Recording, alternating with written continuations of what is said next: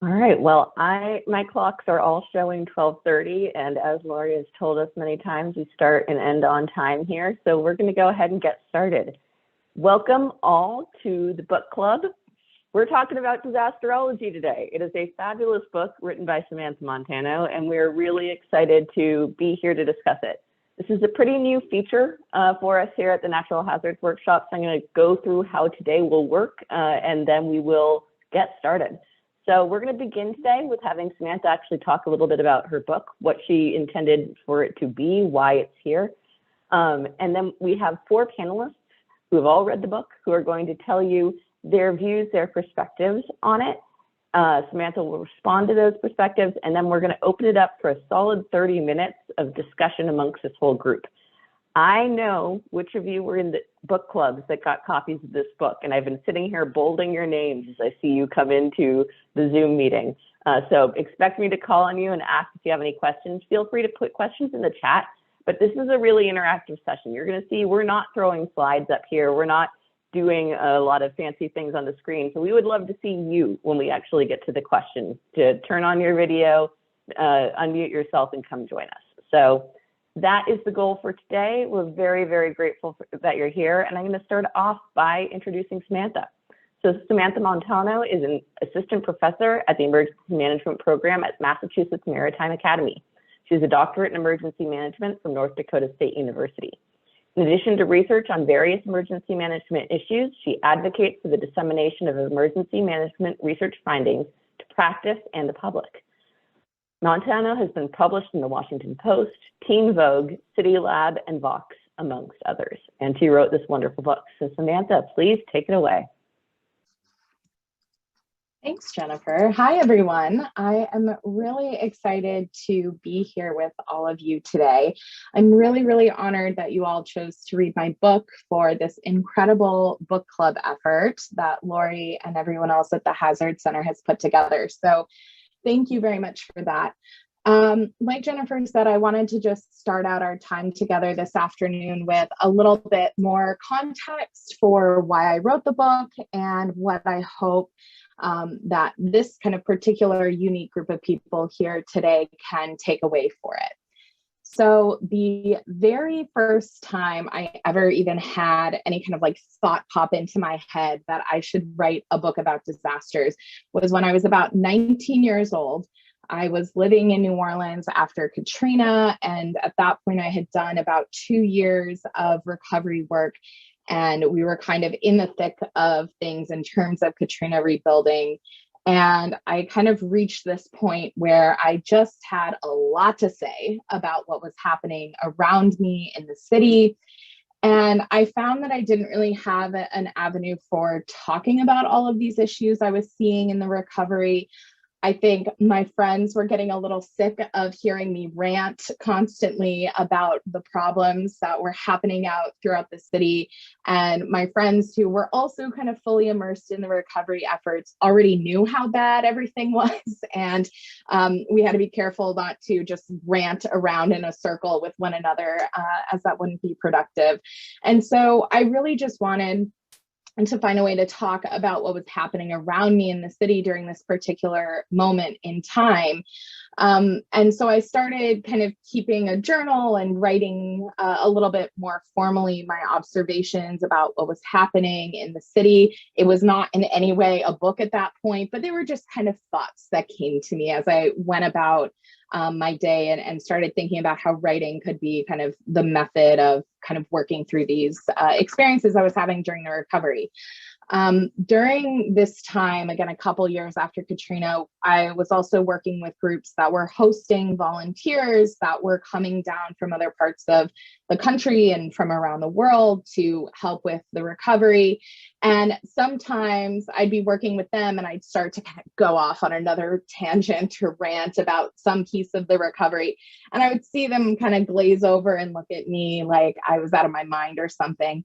And after talking with a lot of these temporary volunteers, I realized that they were kind of confused with a lot of what I was saying because they didn't have the same context and understanding of the recovery that I did. They were just kind of, no judgment, but parachuting in and seeing a very small part of the recovery and didn't necessarily have the ability or the opportunity to see this much bigger picture and this very long history that had gotten us to where we were in the recovery and the secondary traumas of navigating the recovery process.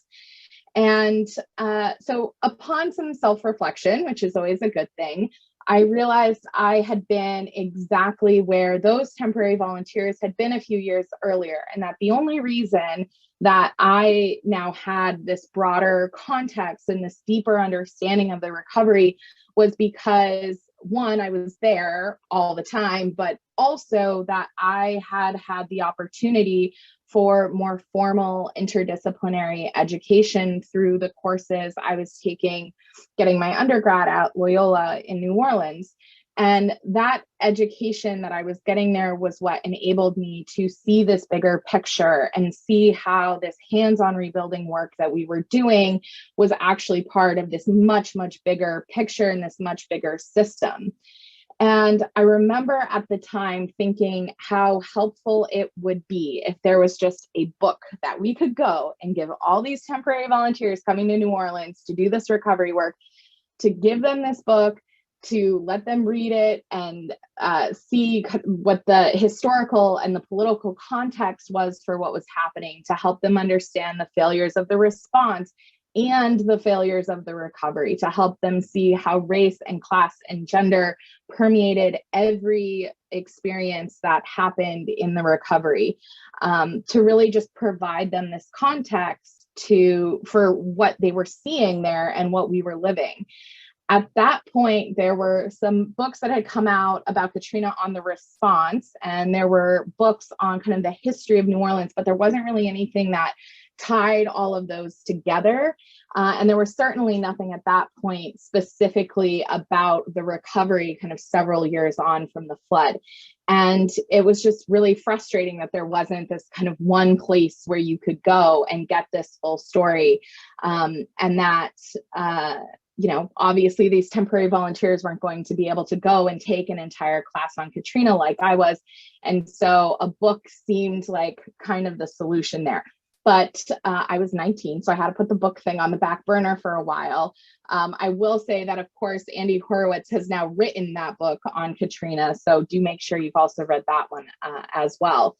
But it took me essentially a decade to actually go and sit down at a computer and put words onto a page. And really the event that kind of did me in was Hurricane Harvey. So as you know, since you all read the book, I wrote my dissertation on flooding in Houston the year prior to Harvey. And so I had become really familiar with the communities in Southeast Texas. I knew the national nonprofits that were there, the local nonprofits that were there, the volunteers, the emergency managers. And this was a community that had already been through multiple floods in just a few years and had already been facing an uncertain future. And when that satellite image of Harvey came up on the screen, it was like my consciousness just like left my body. I was all the way in New England. There was absolutely nothing that I could do to really help what was happening unfold on the ground. And I'm sure this is a feeling that many, if not all of you, have had, as you are all experts in disasters in some capacity, where you have this kind of disaster vision of what is about to unfold and this feeling of helplessness in knowing the pain and destruction that is about to happen. And that feeling to me is just absolutely unbearable. And so with Harvey, that was really the breaking point. And so literally as Harvey was making landfall, I was sitting down and actually starting to write the book, knowing that although it wouldn't help anybody in Texas at that moment, that I had a hope, and a hope that I still have, that it will help communities that experience disasters in the future, at least indirectly. So the fundamental idea for the book kind of came from that original thought that I had when I was 19, 20 years old in New Orleans. And thinking that somebody needed to really write out this framework for understanding what was happening in these communities. And so in that way, I really kind of wrote the book to myself at that age. This is the book that I wish I had when I was just starting out in the field of disasters. But I also wanted to make sure that this would be a book for everyone, as much as one book can be for everyone. One thing that has come out of the book for me is really finding a community of people who have read the book and identified with parts of the book and said, yeah, you want to help change how we do disaster research, how we do emergency management, what our disaster policy is. And of course, that change comes in many, many forms. One tangible manifestation that I just wanted to mention really quickly is a group that I helped put together with Dr. Joki Marimba and Dr. Scott Knowles called Disaster Researchers for Justice. If you haven't heard about the group and you want to hear more, let me know and I can pass info along to you. But really what it comes down to is disaster researchers and other people in our field saying that the way things are going right now isn't okay, that we want to change it, and that the way that we're going to be able to do that is by working together in an organized way. So my hope is that this book can be an entry point for people who are just coming to the field of disaster work. I hope that it can change the minds of some of the people who are already in our field to orient their work more towards justice. And I also hope that it can be a kind of touchstone for the many, many, many people who are already in our field, already doing this type of work, so that they can see that they're not alone. I will pass it back to you, Jennifer. Thank you so much, Samantha. And I will say that I did judge a little bit when I got to the part of the book that says that you don't have a go kit, but you're not an earthquake girl or a wildfire girl, so I will forgive you. It is a little bit different when you've got like 3 whole days to watch the storm barreling down towards you. I will admit that there is a difference in those disasters. So, but hopefully you have your weather radio. She promises in the book that she'll have a weather radio by the time it's published. So. I did. I have it. It's on my counter. It's very loud. Wonderful. There we go. All right. So now we're going to go to our panelists. So we have a really esteemed panel of panelists with us today. They've got different backgrounds from different parts of the country and are going to provide great perspectives on what we're discussing. So we're going to start off today with Laura Hall. Laura is the Portland Metro Region's Disaster Messaging Coordinator. She works for the Regional Disaster Preparedness Organization, which serves the 5-county Portland Metro Urban Area Security Initiative area, or UASI area, in Oregon and Washington. She's coordinated the region's joint information system during COVID-19, wildfire, and extreme heat. Laura. Thanks, Jennifer. Hello, everyone. I'm real grateful to be on this panel today. It's exciting. I feel I'm a newbie though. I want to fess up to that. I'm pretty new to emergency management. I've been working in the field for about 6 years. I have a background. I've got degrees in sociology and linguistics, and most of my career has been spent working in the field of education.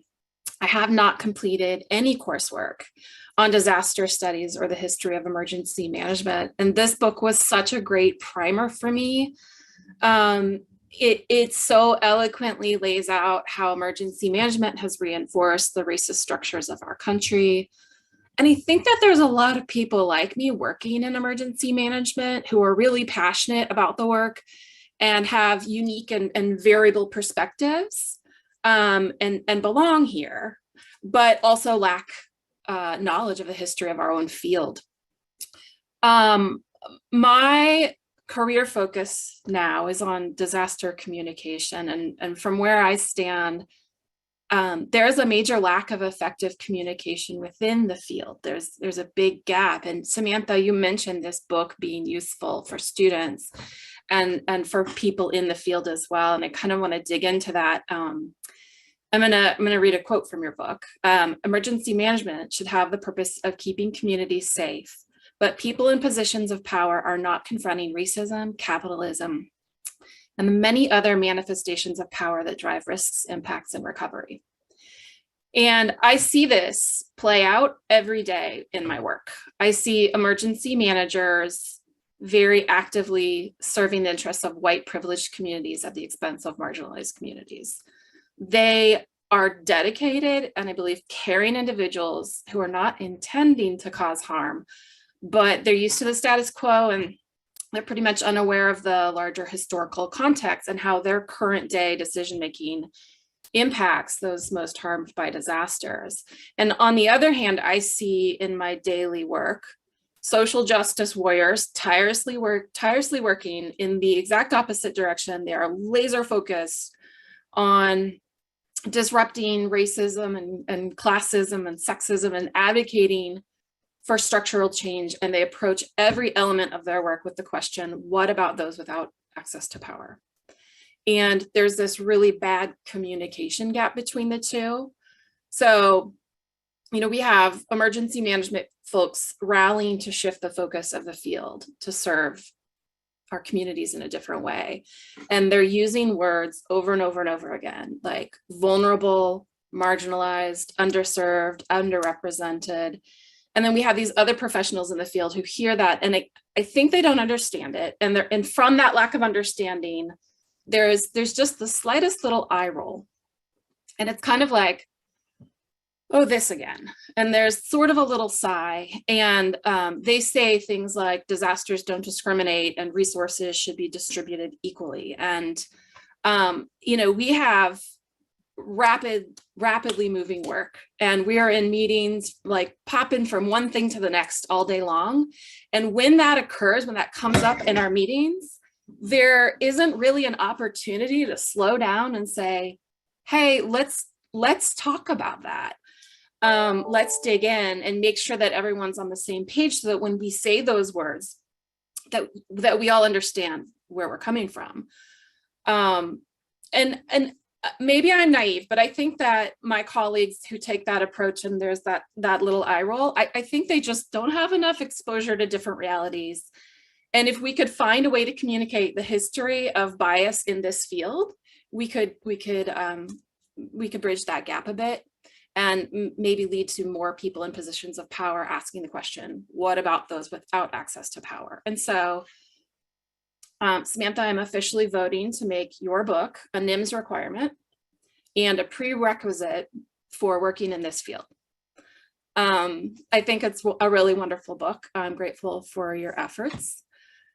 And beyond just saying, I think it's great and everyone should read it, I also wanted to say that when Lori asked me to be on this panel, she asked me to think about what I wish the book would have included. And I think the book's perfect. And if it had more in it, it would be way too long to hold my short attention span. But I am very interested in disaster communication. And I think it is vastly understudied and underdiscussed and underdeveloped. And I hope that the Disasterology sequel discusses that a little more. I want to hear more about how disaster messaging is serving white privileged communities. And I want to see a call to action for our national leaders to do way more in providing culturally responsive disaster messaging that addresses climate change and provides language and disability access and considers the perspectives of our communities who are experiencing layer upon layer of trauma from the bigotry that they experience in their everyday life, as well as concurrent disasters. In my region, it's yearly wildfire season. And some are saying it's wildfire year now, it's not even season. And we have heat domes and it's like, we're there. And I don't see that reflected in the way we talk to people about disasters yet. And so that's what I'm hoping for. Sequel, no pressure. But yeah, I really thank you so much, Samantha. And thanks for letting me say a few words. Thank you so much, Laura. Next up, we're going to listen to Carolyn Harshman. She is the International Association of Emergency Management USA president, and she's the president of the Emergency Planning Consultants based in San Diego, California, which specializes in hazard mitigation planning. Carolyn.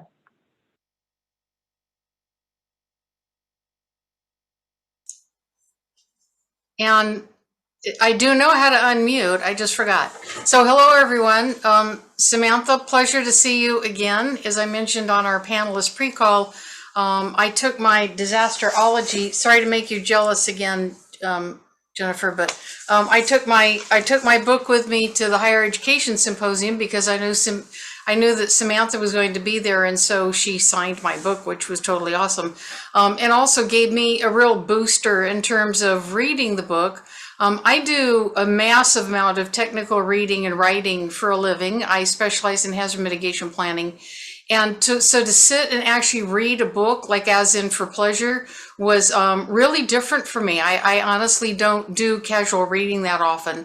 So being able to meet you gave that experience the extra boost that I needed personally. And also it just enriched so much the very rich words that you use and the descriptors that you use. I feel like calling you Ernest for Ernest Hemingway, because there are so many parts of the book, and not the research stuff, not the years or the feet of water that fell in the rainstorm or the rest, but the way that you actually describe the experience that you were in, how it felt, how it sounded, what it was like to walk on the pavement. I just felt like I was there with you. So, I mean, you have a real writer's gift, no doubt about it.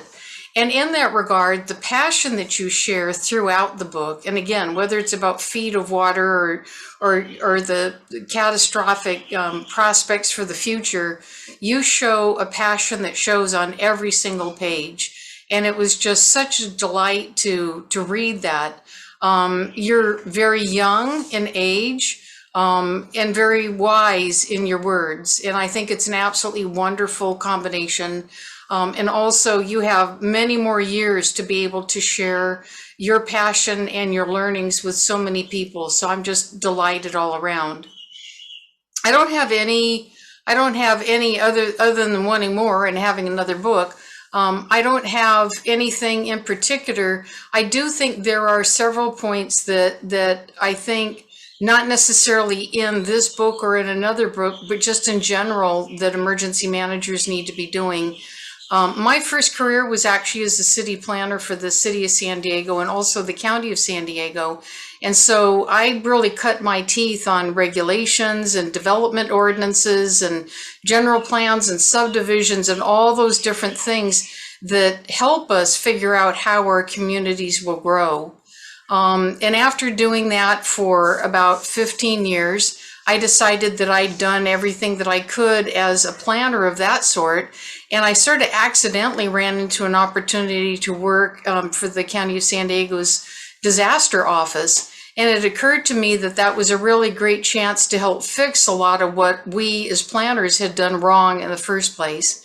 Because as I became a disaster manager, I started seeing hazard maps and things that as a land use planner, I never had access to. The planners didn't even have copies of the floodplain maps. That was the job of engineering. And so talk about silos. You know, here I was, I had these wonderful boards like in crayons. And I mean, literally, we were creating new worlds and new communities in this wonderful ivory tower environment without the tools that we really needed, other than the fact that people would come and we needed to build houses for them. And so in doing all of that work and getting into emergency management, my focus has been on hazard mitigation. And one of the things, and you talked about that a lot in your book, the importance of, and I don't think there should just be hazard mitigation planners. Anybody who's an emergency manager, they all learn about response. They should all be learning about mitigation as well, because that would either cut back considerably or eliminate the need for response. Another area, and I don't think you actually said the words, but another area that is very, very important is pre-disaster recovery planning. I had the pleasure of working through EMI as not only an instructor for the different recovery courses, but also the FEMA guidance materials on local pre-disaster recovery planning. And it is a whole area. You really hit on it when you were talking about the San Francisco earthquake in 1906, that there's never been a recovery as big as what happened in Katrina. And at one point in the book, you talked about how during the recovery process, and people seize this, especially developer, seize the window for opportunity, which really turns you off for good reason. And one of the things that if you want to avoid that dirty, rotten approach that happens lots of times in recovery, is that you bring it out in the open, out in the light, and you do it ahead of time. You write your recovery ordinances to decide how the decision-making process will work. You have the structure for volunteer input. You get everybody in place with partnerships and agreements. And if you want to go so far as to actually have maps and be really perfectly transparent, we already have all these hazard maps that show, okay, this is where you live. You're going to be subject to this, this, this, and this. But we don't tell people that much about the degree of the damage. And if we were more candid about that, we would know through the pre-disaster recovery process exactly what's going to fall down. It's not that much of a mystery. All of us on this call know that. You know exactly what's going to happen in a community. Change the scenario, I can tell you exactly what's going to happen. Change the scenario again, add in a new mix, I can tell you what's going to happen. So if you're candid with all of that, you can do a pre-disaster recovery plan that will minimize a lot of the dirty, rotten scoundrel aspect of what you talk about a lot, and also make people better informed. Right now, all we do is we tell people, oh, you should buy flood insurance. And they look at it and they go, oh, it's just one more thing to buy. But if you really told them what their house might look like someday, they'd be a lot more motivated. Another thing I wanted to spend a second on, what happened to my timer? 3 minutes, is the whole idea of the climate deniers. Can we stop talking about what caused the situation and just move on and fast forward don't fast forward it in time, bring it back to where we are. Let's start talking about what happened last year and what we think is happening now. Don't talk about why, and then talk about maybe next year. In other words, do a, like horse blinders, do this kind of a range and stop talking so much. I don't mean you, I mean the whole conversation about climate change. Stop arguing about what caused it and just look around and go, oh, that's funny. I didn't know it rained and yet I'm standing in a puddle.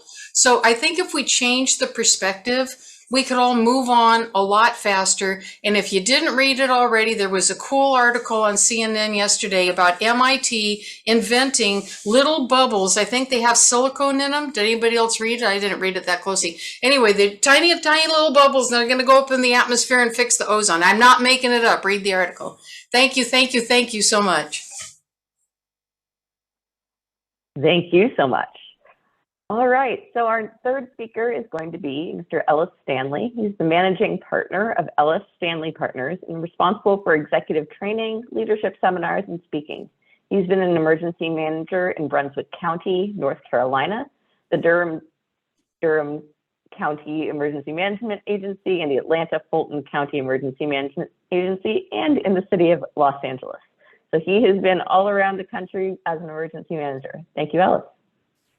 Jennifer, that was a nice way to sneak in the fact that I'm the old guy on the panel. Lauren said she was the newbie, but I come and I acknowledge the fact I am the old guy on the panel. And Samantha, I want to come to this from the standpoint of a critique of the book. Read the book, had fun reading. It's an easy read, a good read. I think it was titled incorrectly, however. You said this book is about a disaster book. I think it's more about the state of our society. And you did a good job pointing that out through the use of disasters. You introduced a term that was new to me, and maybe a lot of you on the panel have seen it. You call it disaster porn. And one of the points you were talking about as we visit disasters and all. So maybe disaster porn would have been a better title for the book, because the people on this panel and on this thing, they're going to read it anyway.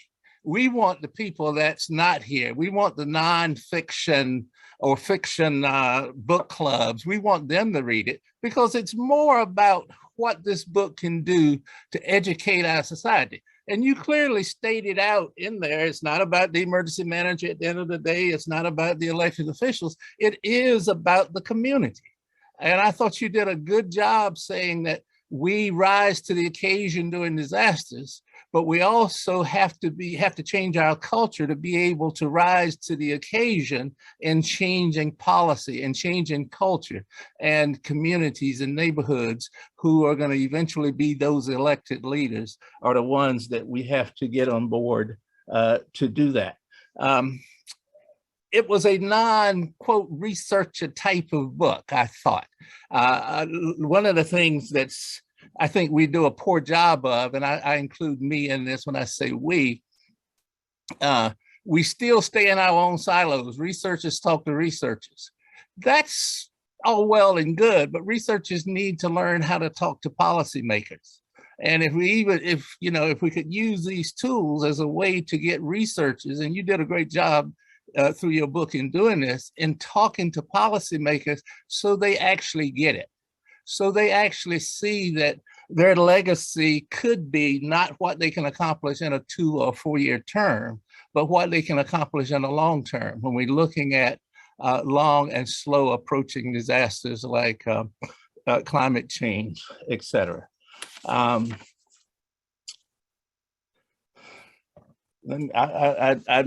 marked down some things because I really thought it was a great read. The approach to recovery, how folks kind of disappear. It's not exciting. It's not those sexy things. You can't put wet stuff on the red stuff because the fire is already out. How do we get people excited about the recovery process? And I thought this book really pointed it out. You used your hometown in Camp Ellis in describing that. That's a middle-class community. I wish you would have used a community like, what was it? In North Carolina, we had Princeville, North Carolina, that was flooded. A poor community. And the first thing government went in and said, okay, we're gonna have to move everybody. Well, that may work in university towns, et cetera, when you can do that, but in a community that's got voting districts, got livelihoods, got everything, you need to be able to look at other things. So when you tie that to a more vulnerable community than a Camp Ellis, and I'm not denigrating the severity of what happens in Camp Ellis, but I think when we point it out too, for some of these more disadvantaged communities, it has a way, could have a way of generating some more help. I thought the book was enticing. I thought one of the things I was afraid of when I opened the book was this was just going to be a book about catastrophic events like Katrina. And we always look at those and then we put it down and say, well, that's the worst that can ever happen to us. And you clearly stated this, and we approach our disaster from our last one as though that was the biggest thing that could ever happen. Therefore, it can't happen again. And we know all from Murphy's Law that it will and can. Most emergency managers use O'Toole's law, which simply says that Murphy was an optimist. So it's going to be bad, and it's going to be very, very bad, and it's going to keep happening. I thought you did a good job. Again, the people that need to read this, I think we need to find a way, and if everybody here could get it to their book clubs, not their research or scientific book club, but their community, their neighborhood book clubs, and get them to read this. Most book clubs, they can read this in a day or two and start discussing it, because I think for us to change the culture, folks have to understand what the situation is. And I thought you did a great job in looking at that. I want to end on the fact that and I kept looking for it, and bang, there it was. You did a great job in talking about what I call current events and how politics impacted the disaster and made it one of the worst disasters we've ever had.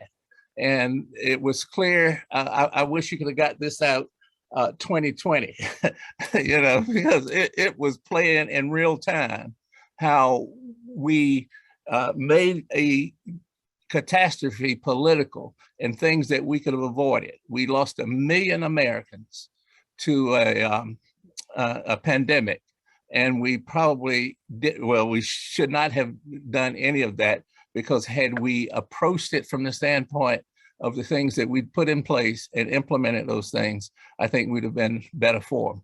But I think that your job in capturing that, relaying that in a fashion, and I was honest when I joked with you about the fact that we need to make a movie out of this, or a documentary or something, to get in the hands so that those folks who don't feel like reading 200 pages can actually find a way to capture the information you had. So great job, great book. You did indicate that you didn't think the window of opportunity was and if I misread it, let me know, was a good term, because you said it was used only for those in power. I use that term, and I've kind of used that in my career, because when disasters happen, you do have that opportunity to get to the elected officials, get to budget folks, get to folks to say, this is why we need to have skin in the game as a local community, and this is why we need to do that. In November, a guy named Michel Bruno, who is, he's an engineer, mostly in earthquake science. He's releasing a book called The Blessings of Disaster, the lessons that catastrophes teach us and why the future depends on it. So I would have one argument that there are windows of opportunity, and I agree. If only one group takes advantage of that window of opportunity, it's not good for us. But I think everybody should be able to take advantage of those windows of opportunity. Again, great book. Was glad I could participate. Thank you. Thank you so much, Ellis. And finally, we have Mitch Stripling. Mitch is the director of the New York City Pandemic Response Institute and formerly held leadership positions in emergency management, disaster response and planning, coordination, and public health crisis response with Planned Parenthood and the New York City Department of Health and Mental Hygiene. Thank you, Mitch. Wow, I thought my intro was longer, so I wasn't ready. First, I want to just echo my thanks to Sam for this book. I mean, I think that, your description of it being written to your 19-year-old self sort of is exactly right. I mean, this is the best kind of primer that I've ever read on emergency management, to sort of take you from point A at the beginning, thinking it all is sort of wet stuff on red stuff, all the way into the deep structural inequities that are there. And that's what I guess I want to spend my time on, echoing some of what Laura said about this as a call to action for sort of emergency managers. See, I think one thing we're all ignoring here a little bit is that this is a funny, wry, readable book, but it is super bleak, right? I mean, I am not going to write an anecdote about a flower growing out of the rubble. Really, sticks with me. Have courage when you can't have hope. Is certainly where my head has been. Right. And I guess what I want to do is, as an emergency manager reading the last chapter, that last chapter is written for your 19-year-old self, right? It's a Disasters for Justice, about education and organizing. So I wanted to take it seriously kind of as an emergency manager, right? I'm a response guy, I'm a planner. So what is my call to action based on your book for disaster justice? And I would love, if anybody wants to join me, I love Disaster Researchers for Justice. We want to start a Disaster Responders for Justice or Emergency Managers for Justice. I'm right there. I will get that URL this afternoon. But I want to kind of focus on 3 areas that I think are evident in the book that we as emergency managers could put in place pretty quickly without the kind of legislative reform that Samantha is calling for, which I think we all agree feels kind of out of reach. And they're in some way all based in the model of the Emergency Operations Center. And in the book, multiple times, Samantha, you wrote a sentence on the lines of the EOC was super organized and outside there was chaos, right? And I think this EOC model that we have that is doctrine for us, right? Quarantelli wrote that a well-run EOC is fundamental to an emergency manager response, is in some way 50 years out of date. because it leads to this idea of this two-tiered response system that Samantha wrote about so well: inside official agencies, outside chaotic volunteers. And the thesis that I want to give in my time is that our responsibility as emergency managers is actually less to the official formal liaisons who are in the EOC and more to the volunteer responders and community organizers who are outside of our door. And our training flips that script, right? Our training is all about building this administrative structure and training the planning section chiefs and writing the the IAPs and all of the things. And I've done that and I know how to do it. But in some ways, it puts our focus in the wrong place. So I think there are three things that we can do. Number one, I think that we can change our practices as emergency managers working in response mechanisms. There are things that are in the book that are very clear that we can change without changing the underlying statutes of emergency management. One is denominator-based reporting, right? There's a passage in the book about water bottles in Puerto Rico. We filled up 7 stadiums full of debris. In public health, I come from a public health background. You got to put it against the denominator or it's nothing. We should report data in percentages over completion. And as soon as we do that, as soon as that's what's on the infographics, actually the level of public horror will probably rise, but that will give us more political motivation. Secondly, recovery binders. There's all this paperwork involved in all this crap that we do that we make people fill out. And some of it is mandated by statute. And some of it isn't. It's just like doctor's offices. When you go to a doctor's office, they make you fill out the same form 5 times. We do that in emergency management from poor customer service. And you can fix some of it. In New York City and working at PRI where I work now, we've been able to shave a lot of those levels off with the understanding that paperwork is discriminatory, right? Some people have the tools to do it, some people don't, and you're discriminating by making them fill out more paperwork. And finally, in this area, this question of process or inclusion. The story of the person in the 9th Ward, right, whose house was going to be demolished and they didn't have a say in it. As emergency managers, I think that Carolyn brought this up, building a transparent process that's inclusive is the #1 thing we should do. And we should do it before we have a well-run EOC that has really swanky screens and stuff set up, right? That's the #1 thing we should do. So that leads to that's my changes in practice. 2 other areas. One is change in story. All right, I think that one thing Samantha hits is the individualistic story about preparedness that we talk about. I never had a go kit either until my wife demanded that I get one as Hurricane Sandy was coming against the coast because she was aghast that I was not leaving her with the necessary supplies. In that situation, I should have had a go kit. I'm going to own up to that. But in general, this individualistic narrative that we do as emergency management is much less effective than a solidarity-driven narrative. And we see that in other countries. It's actually, when reviewing pandemic plans during COVID, I found that North Carolina, this was crazy to me, wrote in their pandemic plan that solidarity was not an American virtue, and therefore they did not want to instruct people to act in solidarity with each other. They wanted to push individual preparedness. That's how deep this has been. And I think if we can start changing the story we're telling, starting to tell this story of collaboration after disasters, this paradise built in health story, that would be more effective. And finally, and this one's tougher, changing the underlying purpose of what we do is important.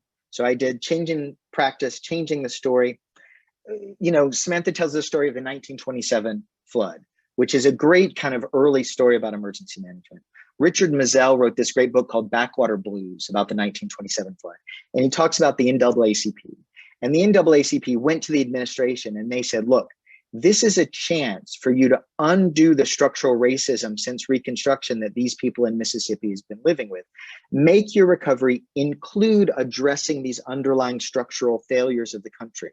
And the administration said no. They made a choice, a conscious choice, A versus B, to say, all a disaster recovery is to make things the way they were before. And that got written into the New Deal and that got written into civil defense and FEMA. But we didn't have to make that choice. There's nothing that says that that's part of what emergency management has to do.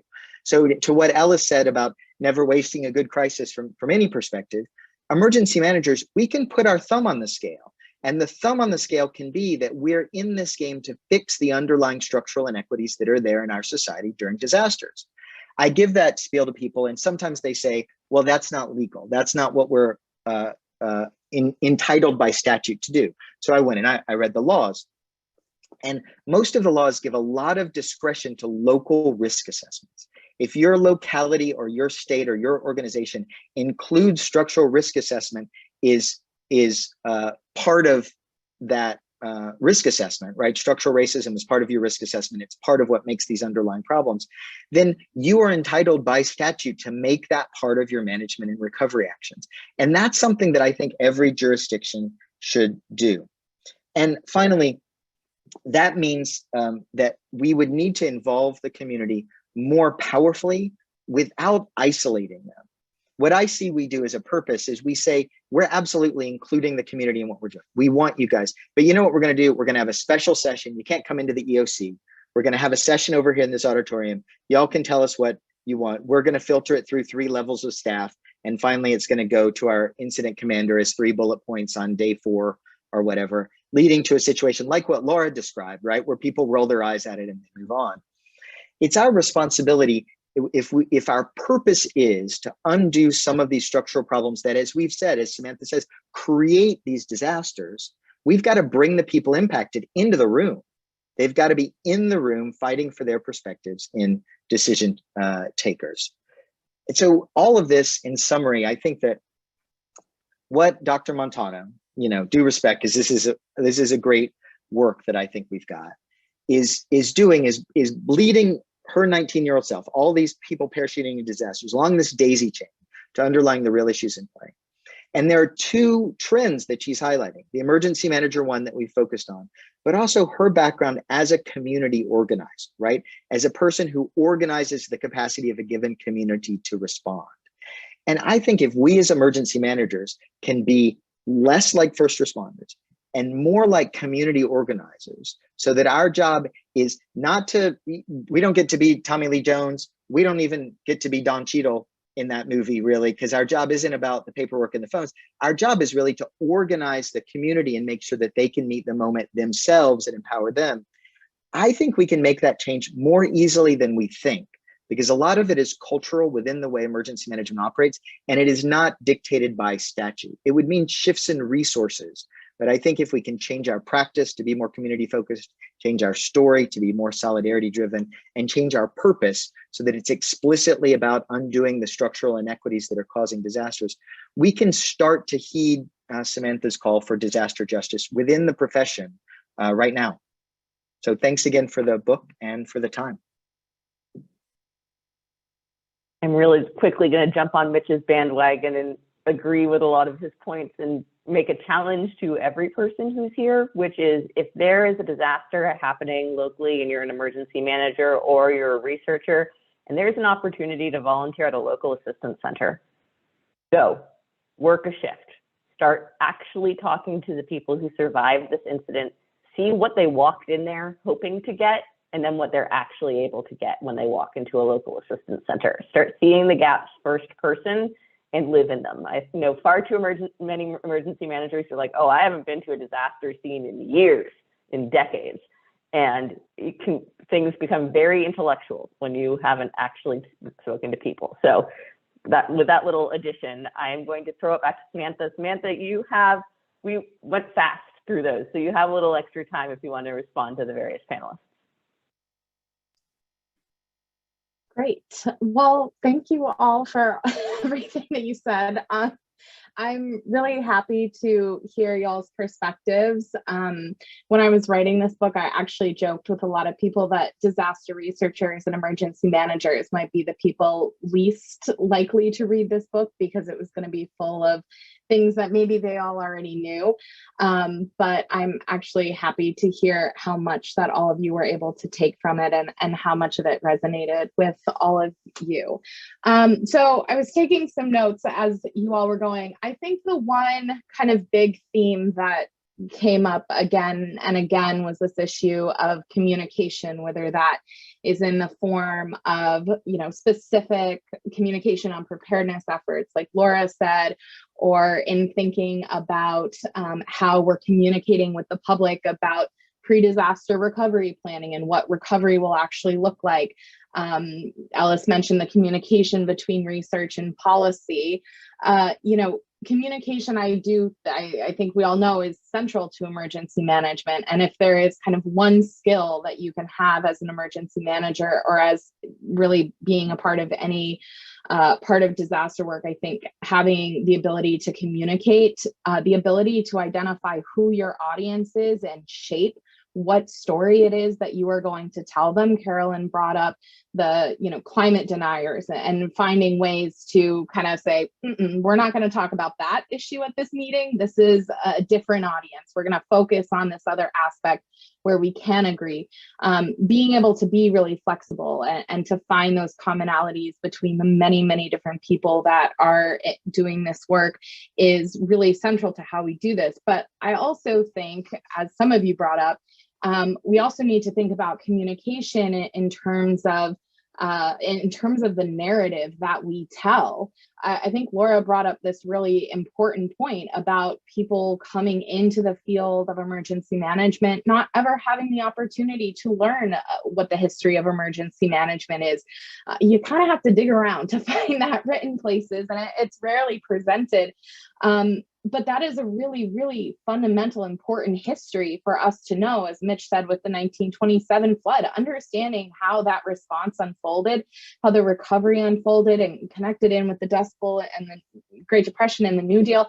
That is fundamental to understanding how and why our emergency management system is set up the way that it is. Which brings me to the other important point here, which I love so much, Mitch, what you said, and I'm going to quote you all the time: be less like first responders and be more like community organizers. I think that is the most perfect way of thinking about this. And for any of you that have a background in community organizing, you know that story comes first. You have to be able to communicate your story. You have to be able to garner sympathy and to show people a path forward and what that future looks like. You have to be able to paint a vision for what the future of emergency management could actually be. And I love what Mitch did. I hope everybody does this when they read the book, is read this big, broad book, right, that covers everything you could try to cover in emergency management, and find the ways that it directly connects to whatever piece of this system you are a part of, or whatever piece of the system you have any kind of control over. Because that is what it will take to change the culture of emergency management, to change the way we do emergency management, is for all of us to take the piece of the system that we have control over and implement change there, while again having this touchstone back to one another, so we kind of maintain that big picture. So I think I'm looking at my notes. I think that was kind of all the main points I wanted to touch on again. But again, thank you very much to all of the panelists for participating today and reading the book. I'm really, really appreciative of all of your kind words. Back to you, Jennifer. All right. Well, now I'm very excited to open up this conversation to everybody else who is here today. So we have got a fabulous group on, and quite a few of you were parts of book clubs that read this book. And so I'm going to actually pick on Lauren and have her ask the question she asked in the chat first, just so that we make sure that we cover it. And then for everybody else, if you can sort of virtually raise your hand, go ahead and do it in the chat. That makes it a little bit easier for me to see you before the hand goes away. Or I'm seeing a couple of questions pop in that I will read on your behalf if your microphone doesn't work. But Lauren, would you mind reading your question? Pick on you. Yes, you, Lauren. Lauren Dent, that Lauren. She's in a loud environment, then I will read it for her. Augmenting the question, which was, is there a link that you would prefer people go to purchase this book, Samantha, possibly with a discount, is what some people were asking earlier, but just in general, how do you want people to buy your book? Yeah, unfortunately, I don't have a discount code with me right now, but if you go to my website, which I'll put in the chat, there's links to it there. you can buy it from wherever. Your local independent bookstore would always be best, but I did happen to see that it's very inexpensive used on Amazon if you need to get it for cheap. And also there is an audiobook version and an ebook version, and most libraries seem to have it, so you can also just get it through your library. Wonderful. Thanks, Samantha. All right, Renisha, I'm so sorry if I pronounced your name wrong, but I know you were one of our book club members. Would you please ask your question? Yes, absolutely. So it's not necessarily a question, more of a comment. Can you hear me properly? Yes, speak a little bit more loudly. Okay. Okay. So it's not more so of a question, but just 2 pointers that really resonated with me while I was reading this book. And I did mention one of them in the chat earlier, just that I like the fact that the author didn't romanticize disasters and climate change, because I find that it's something, it's a topic, especially because it's gaining so much recognition globally. And, we have different governments installing even resiliency officers, etc. I find that it's something that we tend to make or try to make being sexy per se, but I think the author did a great job at showing us that this is a problem that's happening now, and it's something that we actually need to focus on. Hence, one of the speakers said, it was a little dull and I think gloomy to some extent, because it wasn't like there was no light at the end of the tunnel. So that's one point that I want to make. There was a part in it that says, every disaster you experience in a lifetime you're yet to. So every disaster you have yet to experience in your lifetime has already begun. And I'd like to point this out because it can be paradoxical whenever I have conversations like these and individuals say, oh, it's too far-fetched, it's not happening now. So I don't think it's happening now to where I need to focus on it. And, I often just try to break it down. So that, again, I have to say great job at just showing, the linkages between the disasters and the fact that we're living it. And this is something we need to actually examine now.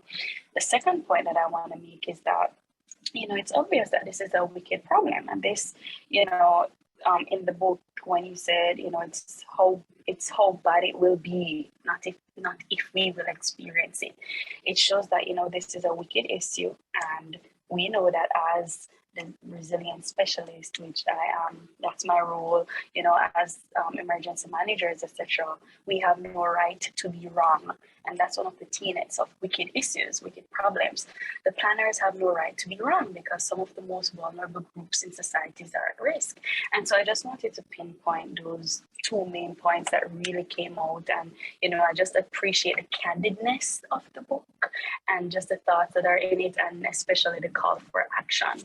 So yes, that's it.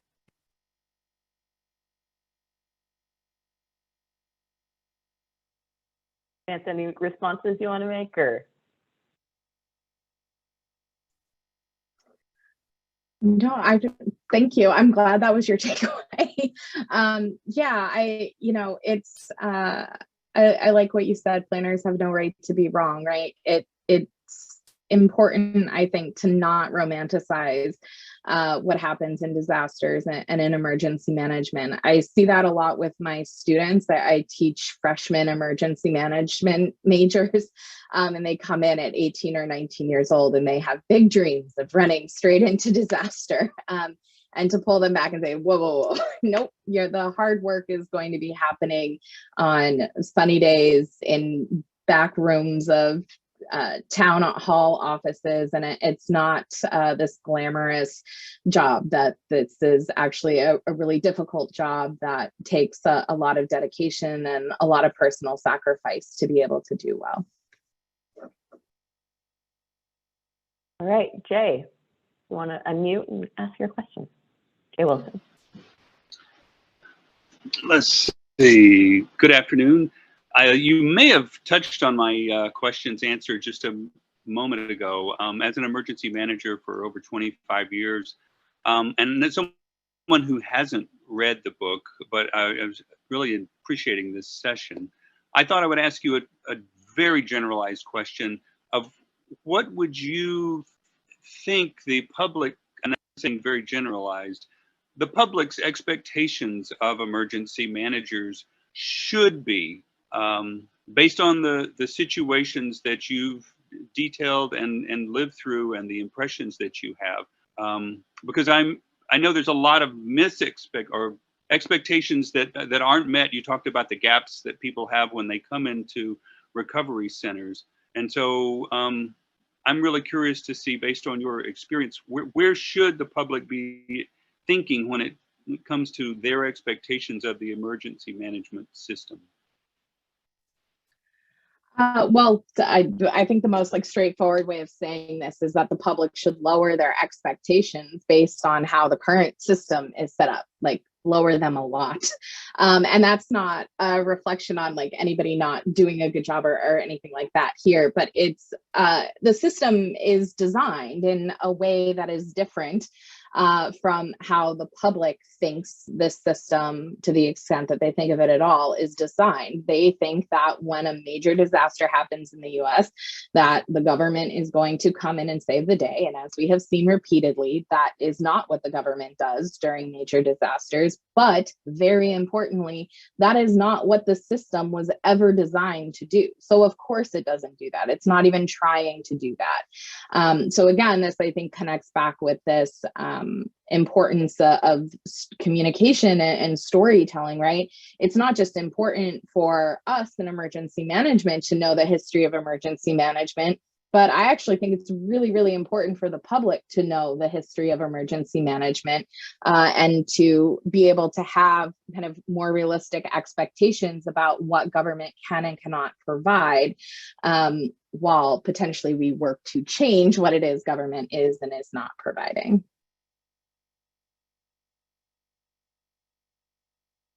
All right, I see other people raising their hands. For Laura, is it in response to what we were just saying or a new question? If it's in response. Response. Okay, new question. I'm gonna ask Jessica's then, because she typed it up earlier and I don't want her to get forgotten in here, and then I will come to both of you. So Jessica Austin, her microphone isn't working, but she says, one thing I've been thinking about a lot and that you touch on in the book is the idea that large corporations have successfully convinced us that addressing climate change relies on individual actions. In the spirit of avoiding passing on the burden, especially to those who shoulder more than their share of that burden, what are the most important policy and government actions that our leaders need to take to ensure that corporations are taking responsibility for their role in climate change? So their role in climate change specifically, I mean, regulation, there has to be more regulation over what these corporations are doing. That is true of them contributing to climate change specifically, but that's also true of how corporations are at the center of causing more acute disasters, right? Whether it's BP or looking at ERCOT in Texas today, there's a very, very long list of examples of how corporations are at the center, and also thinking about laws and regulations in terms of the development industry, particularly in terms of where they are building that exacerbates risk in communities. Developers are at the center of why we are seeing risk increase so quickly across the country. And then of course, their role in recovery, in coming in and breaking up communities and taking land away from the people who were living there before. So kind of a very broad answer is more regulation across the board. Great. Jack, I'm gonna call on you. All right. In response to Dr. Montano's response to Jay Wilson's question, it brought up a thing that I was thinking about. So the existential condition of a social scientist who teaches college courses is that students will say, well, what does this mean for me in the real world? And in teaching an interdisciplinary course on risk and disaster, incidentally, the week before I taught your book, and maybe the answer to my question is just assign your book earlier in the semester. Anyway, the student, we were talking about exactly one thing that I really appreciate in your book is that it takes these big picture questions about, disaster as process. Is disaster extending far before and far after the event, the disruptive event? And so, we're reading Tony Oliver Smith and Wisner et al. and Charles Perrault about these big picture things. And a student says, well, I want to learn something practical. And in your book, you make it crystal clear that these big structural and historical questions are the essence of what's practical about disasters. In that particular instance, I didn't respond. I feel like I wasn't successful in communicating that to the student. We hadn't gotten to your book yet. They dropped my class. But I give you this whole long-winded vignette just to ask, I imagine, what's cool is that you're teaching in a really implied environment. But I'm curious about, do you run into these kinds of situations with students? What's the first thing that you say, or, should I just give them your book and shut up?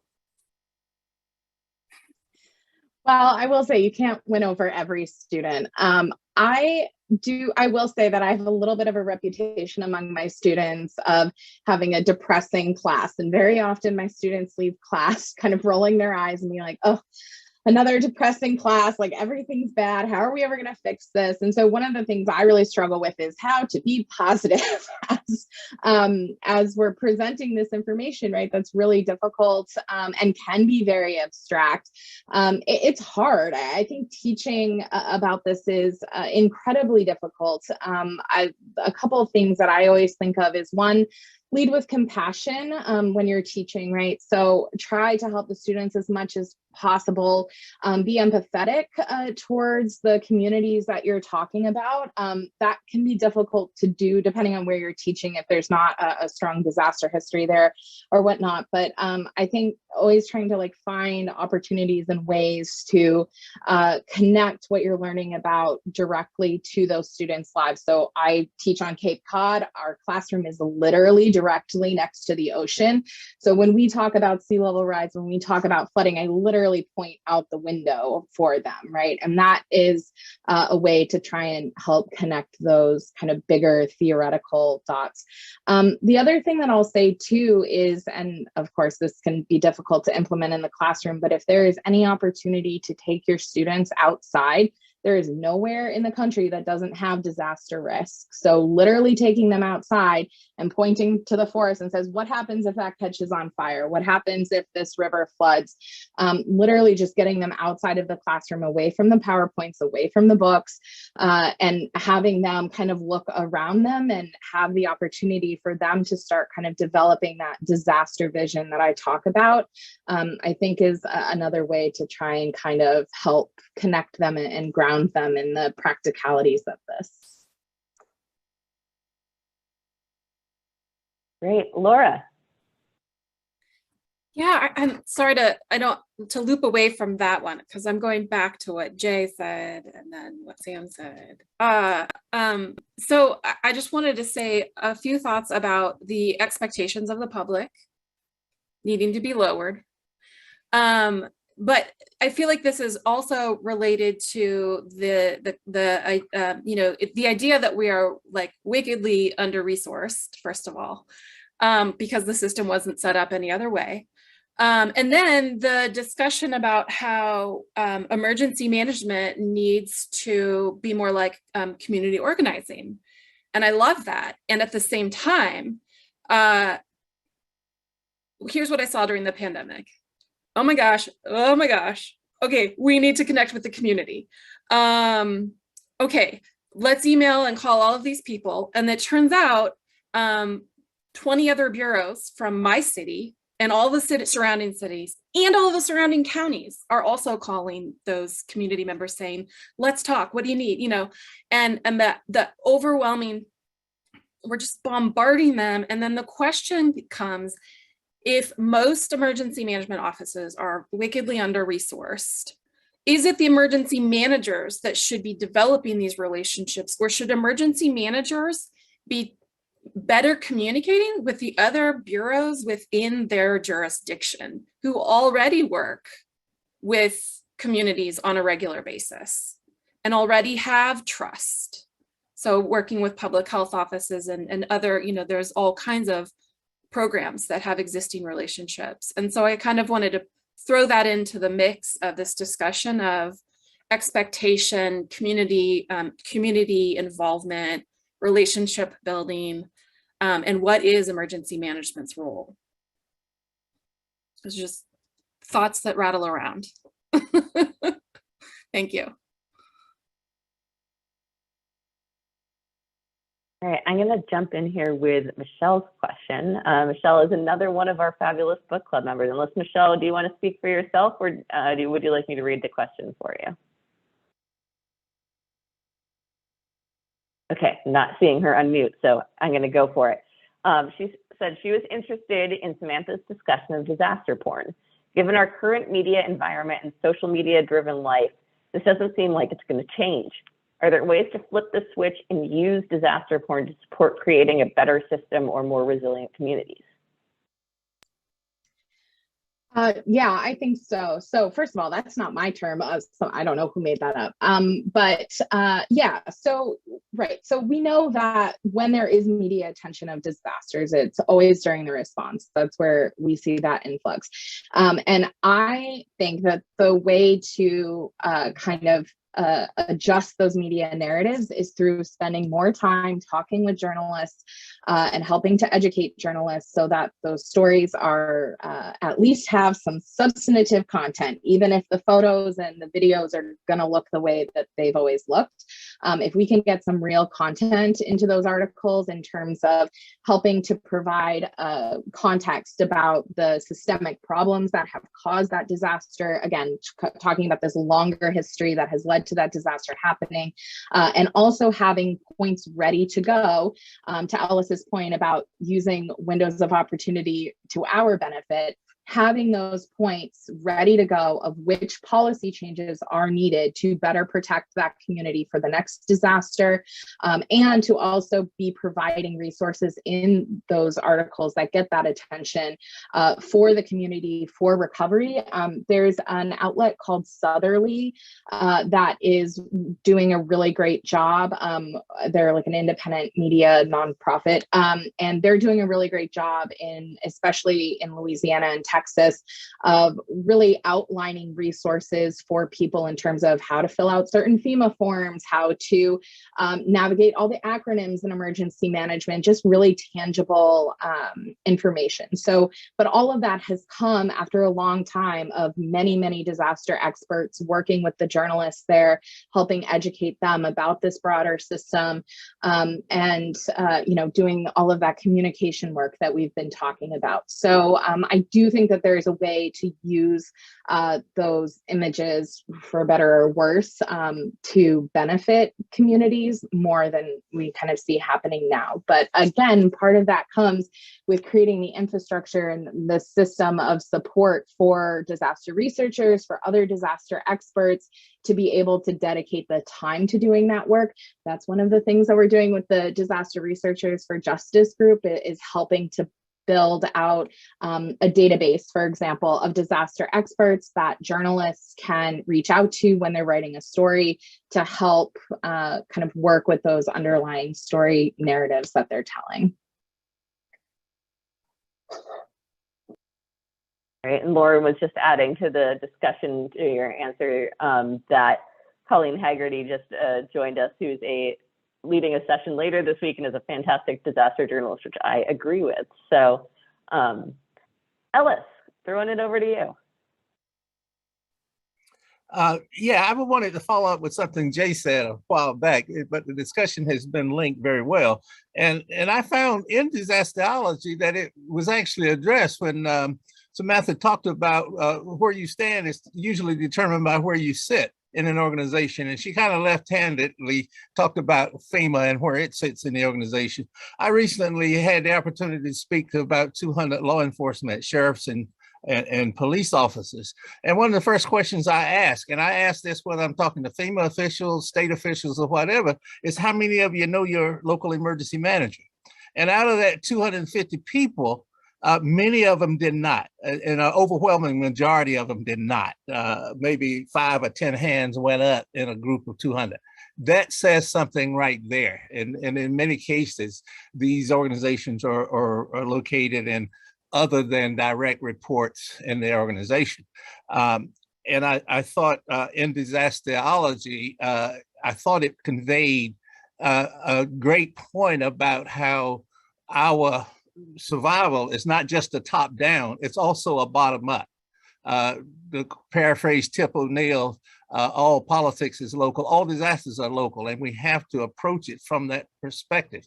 If your community don't know you have an emergency management program and who that person is, the relationships haven't been built. But I thought, Samantha, I thought you did a good job in pointing some of those out through your storytelling, that it is a bottom up as well as a top down process. Thank you. Yeah, I'm going to actually add, before I jump over to Carolyn, I am going to add really quickly that one of the stories you said was something that I know I saw personally, which is going to some shelters and having people say, is there any government here? And like, we have no support, we're the ones doing this, which for me as an emergency manager, I could sometimes see it was totally true, sometimes it was fully them, and then sometimes I could see the little seeds of like, the reason these cots are here or this, or the reason this food showed up that day is because of an effort of emergency management in the background. But it brought a question to my mind, which is, how can we actually do a better job of connecting the community response? I know spontaneous emergent responses are a technical term, but I think a lot of times it's the community response. Those are the folks who just show up first with the official response in a way that supports the community response and doesn't try to take it over.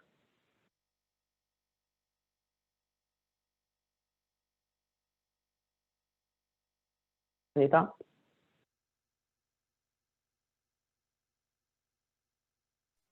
All right. I do have a quick thought, Jennifer. Like, so one thing, again, like my brain is like, well, how are we communicating? You know, so if a group shows up and just jumps in, oftentimes what I hear from the professionals is a deep concern that they're missing something important that will lead to a life safety issue. But, are we communicating with them being everyone, like the people we're serving and the people who are serving, about the most critical information in a clear, accessible manner? If we did, might that help build trust that everybody has the information that they need? I think that's a vital part of it. Just a part. Absolutely. Can I just? All right, Carol, go for it, Mitch. Yes, let me just follow up on that one. And the question from June in the chat, San Francisco Card, I mean, that's a legendary organization there, right? That has done a better job than just about anybody in this question. So it's a little, it actually made my heart flutter a little bit to see that y'all were having issues like this during the pandemic, because one of the suggestions that I wanted to say, just bare bones practically, one thing we do in emergency management is we set up a JIC, right? We set up a Joint Information Center. And to your point, Laura, it isn't the emergency managers who are doing the comms necessarily. I mean, some comms experts, but you create that center for them to come together and coordinate messaging. Groups like CARD are one seat in an EOC, but you can imagine in a world where most of your EOC is actually something like a JIC for community organizations, where all of them are together running that kind of giant war room. Now, one distinction is you would have to fund them. You would have to give them adequate resources to do that. But I think that a lot of our money that comes in during disasters goes to much more useless places than funding a room full of community organizations to do the needed work that they want to do. So that would be one model, I think, right off the top that might be helpful.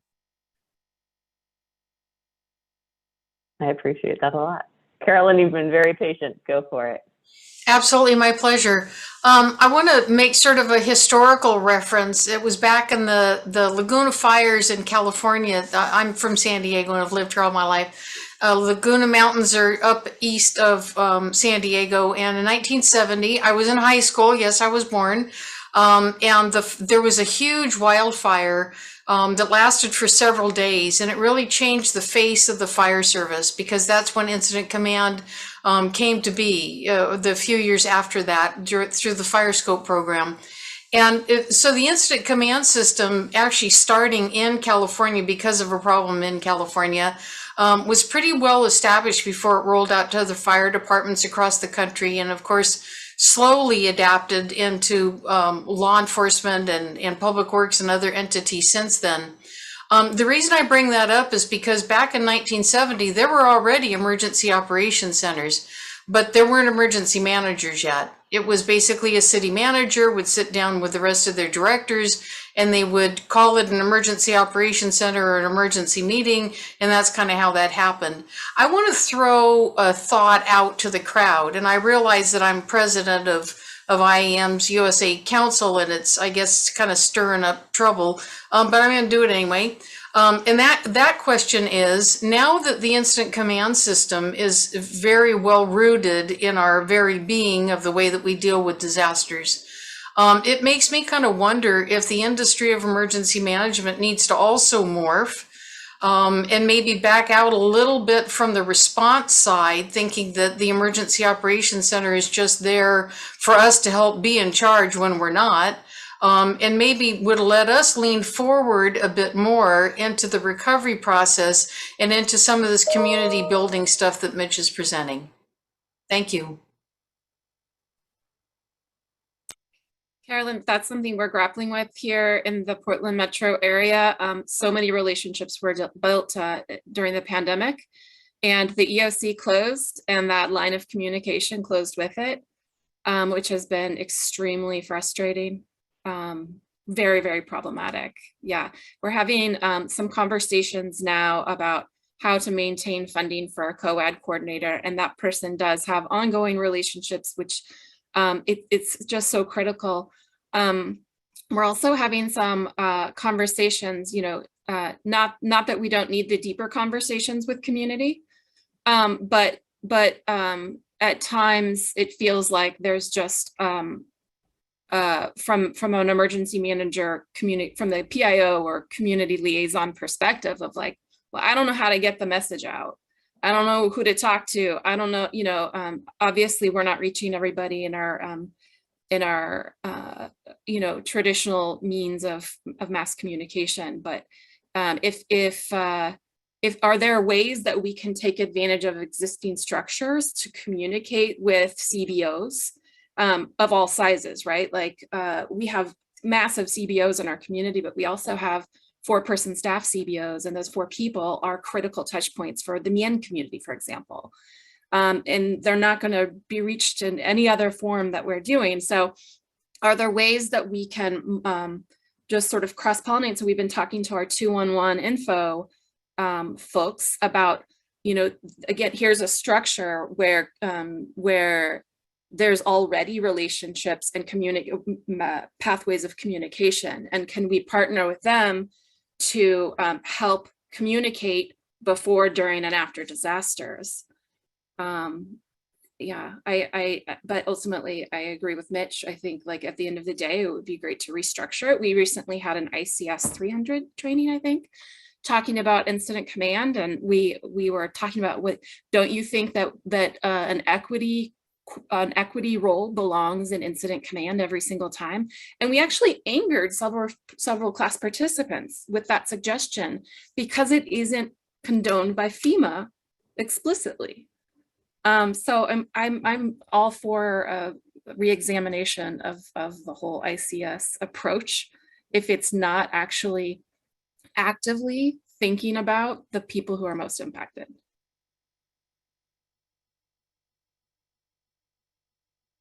Great. I see, first of all, I want to point out a really interesting comment from Helena, who is one of our book club members. So I'm not going to read it all, but it is in the chat, and I definitely recommend reading it about bringing together some different disciplines. So Helena, thank you for adding that thought. It was really great. And then Lori mentioned that she had a question, and then we'll come to Norma right after. I would like to defer to the one and only Norma Anderson, and I will follow her if there is time. Norma. Thank you very much. I'd like to ask how far-fetched it might possibly be for perhaps in marginalized communities to, on a yearly basis, have an enactment of a disaster that's most likely to affect that community. I realize, I'll say that I went to Cuba during the Obama years, and I know that our government and our structures are nowhere organized the way they are in Cuba, but they do that every year in Cuba. And that's how they have very few, the mortality rate is extremely low during hurricanes because they move people out. They have a structured organizations that move people out of dwellings that are threatened, that could be threatened. And so it becomes the practice. And it probably is a bit fun with, perhaps food and that sort of thing. But would that be something that could be possible so that everyone has some familiarity, particularly in marginalized communities, if there are community organizations that could do that, has a familiarity with what steps would be taken if the big one actually hits? Thank you. Thanks, Norma. I do think that there are communities that have been able to pull that together. Not necessarily a marginalized community, but the one that comes to mind is a rural town out in Missouri that has a huge exercise every year that is coordinated through local nonprofits and brings government in to participate, and is mostly staffed by students in the emergency management undergrad program at Northwest Missouri State University. So I do think there are some existing models that definitely could be used to do that. However, I think the real stumbling block here is funding and finding that funding somewhere. I think if there is one kind of most critical need, if we're going to triage the needs in emergency management, funding, dramatically increasing the funding of local emergency management agencies has to happen for almost everything else that we need to be doing. And funding local emergency management agencies, but also just generally building the capacity of community organizations as well to be able to do things like that. We need to build that capacity, going back to what Carolyn said, to be able to do pre-disaster recovery planning. If you only have a part-time emergency manager, there's just no way. They don't have the time, they don't have the ability to do it. And EMPG funding is great, but there isn't enough across the country. And so I definitely think that's an important and necessary thing that we can be doing. I think it's just a matter of finding those resources. Lori, if you can go quickly, we got a couple of minutes for you. And we will end on time. And so, Samantha, I wondered if you could share, I love Disasterology, and I'm so taken by your voice, both in your newsletter, which we're huge fans of at the Natural Hazard Center. We pass it around, and then your voice in this book. And I wondered if you could sort of just talk to us about your process for writing this book and finding your voice, because you wrote it so soon after writing an academic dissertation, but this is such a beautiful meditation memoir, weaving of disaster literature. It's all the things. And so how did you write this book, and how did you find your voice to write this book? Thank you. That's a great question. I don't know that I have a good answer for you. It really was just a lot of hours sitting in front of a computer and a lot of hours wandering around the neighborhood, pacing, thinking of the best way to talk about each of these things. I think maybe from like a more practical perspective, the outline started almost as a textbook. So it was, what are the fundamental theory, history components that somebody would need to know in order to understand the emergency management system. And that outline really came from my professors at North Dakota State University, Jessica Jensen, Carol Siwak. They are the ones that have, I think, really put together a solid framework on emergency management and emergency management theory and how we think about that. And I had just spent 6 years with them learning from them. So that academic outline came quite easily. And then going back, looking at old journals, looking at old Facebook posts, talking to friends about things that we had done out in the field, and finding the stories that matched up with each of those theories.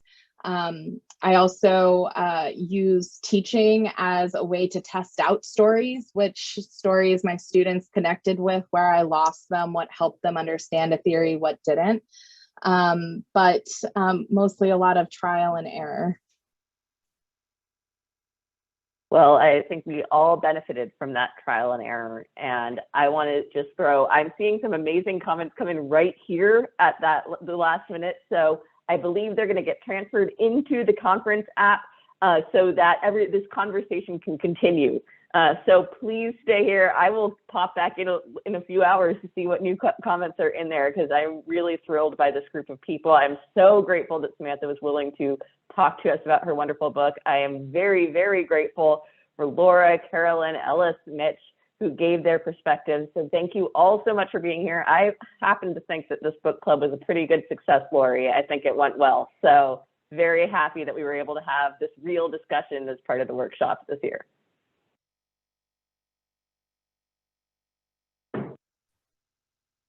Thank you, Samantha. Thank you, Jennifer.